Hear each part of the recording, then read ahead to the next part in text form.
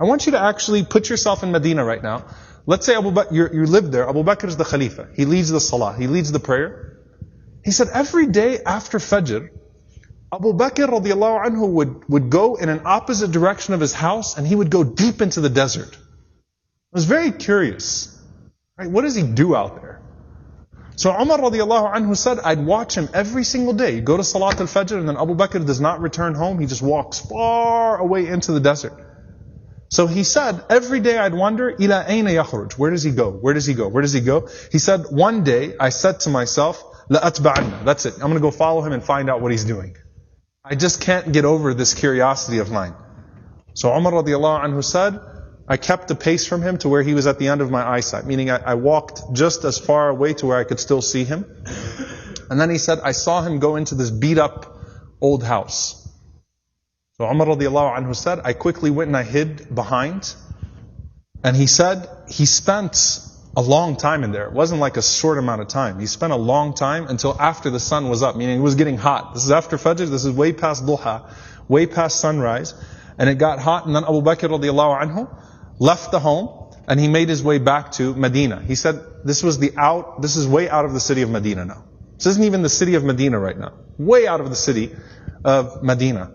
So Umar radiallahu anhu said, I waited until I could no longer see him, meaning he made his way back to Medina. And Umar radiallahu anhu said, I knocked on the door. Okay? And he said, this woman opened the door. She was elderly. She was frail. She was blind. And there were a bunch of little kids running around. Okay? So I said to her, Assalamu alayki, ma sha'nukum ya amatullah. I said, peace be unto you. What is your situation, O servant of Allah? And she said that I am a blind woman and I have no one to take care of me, and I also have these orphans with me. You know, and the implication, Allahu Alam, her kids died, left behind, these are her grandchildren or these were orphans. Somehow it's her and it's some orphan children. And she says, I have no one to take care of me and these orphans. Umar radiallahu anhu said, who is that visitor that comes to you every single day? The answer, she says, I don't know who he is.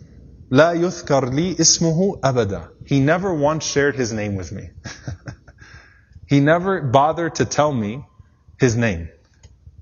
Umar radiallahu anhu said, well, what does he do? قالت جزاه الله خير. She said, may Allah reward him. Every morning he comes. Listen, by the way, she details it. She says, he cleans my home. He washes our clothes. He grinds our wheat. He bakes our bread. He cooks our breakfast. And then he leaves. Subhanallah. Think about that. If this was the only narration we had about Abu Bakr, it's incredible. Seriously. The leader, the head of the ummah, the khalifa, the most important man in the ummah right now, with his station, with his status, and he goes out every morning to this house, and he doesn't even tell the woman what his name is. He's just consider me a secret fa'il khair, right? Just some good doer.